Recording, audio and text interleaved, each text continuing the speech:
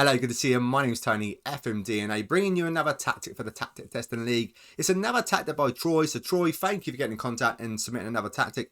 He has given us a little tactic that is 18th in the league table. Go check that tactic out.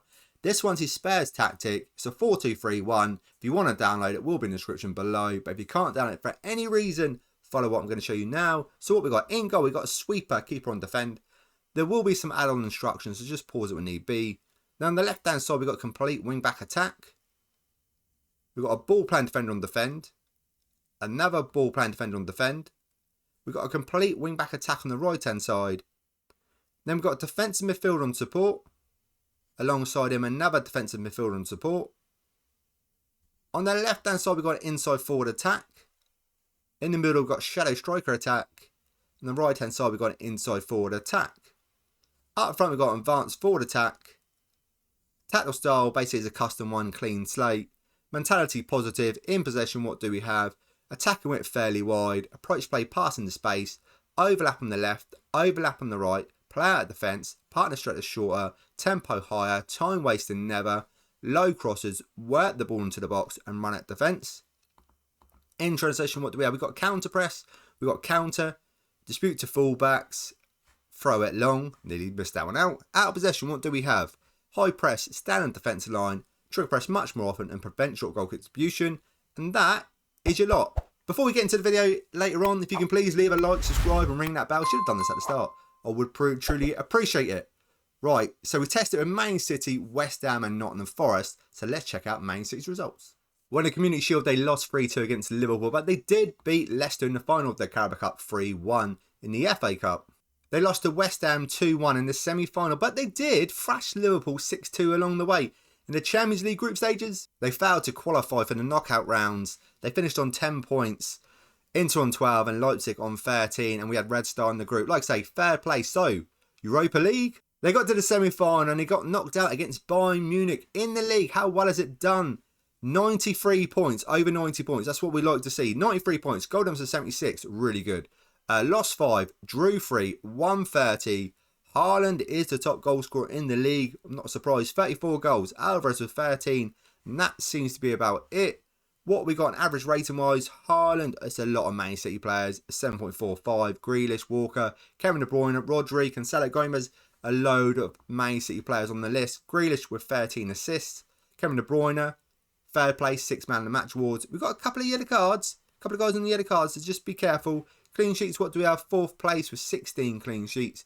We go straight to the team overall view. Most points a game. A good points tally over 2.45. 109 goals. Most shots for 779. Fewest shots against. 2nd place with 318. Best pass completion, no. Most possession, no. Most tackles, 1, no. Most dribbles made, no. Most clean sheets. Joint 4th place with 16. Fewest conceded. 4th place with 33. Which is very good. Only conceding 33 for the season is very good. So, we won the league. 93 points. A good goal difference. Won the Carabao Cup. Everything else was a bit tricky, but we're all about the league. And 93 points is a very good points tally to start off with. So now, let's test it out with West Ham. So it's the start of the season. This is West Ham's best 11 without restrictions. This is what the assistant manager should be playing. Now let's get to their results. Well, in the Carabao Cup, they get knocked out in the 4th round 2-1 against Man City in the FA Cup. They got knocked out in the semi-final against Fulham 2-1, but they did beat Liverpool along the way, a good 4-1 win. UEFA Conference League, they topped their group with 18 points, didn't lose a game, and only conceding 3 goals in the group stages. In the knockout rounds, how well you do? They got all the way to the final and sadly lost 2-1 against Villarreal. In the league, they finished in the 8th spot with 65 points. But a very good goal difference of 37. Lost 11, drew 8, won 19, and they beat Liverpool 1-0. They beat Villa 5-0, Chelsea 3-0, 3-0 against Everton, 3-0 against Leicester, so a lot of clean sheets. Skamaka is the top goal scorer for West Ham. He's 2nd in the overall league, though, with 24 goals. And that's it on the list. Average rating wise, what do we have? Skamaka in 14th spot with a 7.20. Assist wise, we've got Creswell with 14 assists. Yellow cards, Declan Rice is on there in 2nd place with 14 yellow cards. Clean sheets, what do we have? 10th place, 10 clean sheets. It looked like it was going to be better than that. Team overall view, what do we have? Most points per game, we've got a 1.71. Most goals, 3rd place with 87. Most shots for, 3rd place 629. Fewer shots against, 8th place with 466. Best pass completion, we're not on there. Most possession, no. Most tackles won, 2nd place with 900.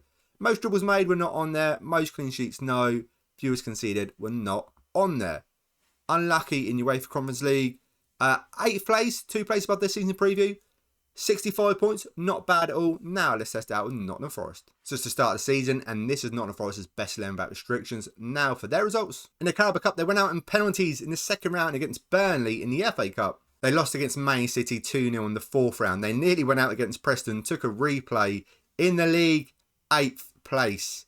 Not bad at all. 12 places above their season preview. 57 points. Goldham's to 3. Lost 17. Drew 3. Won 18. Let's pick out some results. 6-1 against Tottenham. So unrealistic. 7-1 against Southampton. 3-0 against West Ham. 3-0 against Chelsea. Some really good results. Goals-wise, where are they coming from? We got 2 on 17 goals. Not bad at all. 34 for the pair. Average rating-wise, what do we have? Do we have anyone in the top 20 on average ratings? We don't. Yellow cards, we've got the top 2 guys. Clean sheets, what do we have? We're in joint 11th place with 8 clean sheets for the season, which is not bad for Nottingham Forest. We've seen a lot worse. Okay, most points per game, we're on there with a 1.50. Most goals, 4th place with 72. Most shots for, 6th place with 494. Fewer shots against, we're not on there. Best pass completion, most possession. Most tackles won, we're on there. 5th place with 852. Most dribbles made, we're not on there. Most clean sheets, no. Viewers conceded, no, but we're not worried about that. We're not worried about that at all. We're worried about this. 12 places above their season preview. 57 points. Right, now let's add up all these points and put it on our fun tactic testing league table, which is coming up next. So Troy's Spurs tactic does better than his little tactic. Comes in at number 14th spot, 167, drew 14, lost 33, a goal difference of 116 and a points total of 215. A really good tactic, especially because it's not a 4-2-4. If you want to download that tactic, try it out. Definitely try it out. It's a very good tactic. I did make a slight mistake. Looking at the leaderboard on the broken tactic, it's actually got 217 points, not 216. I've updated that. Thank you so much for watching. Don't forget to come back for another video. And that is it from me, guys. I will see you in the next video.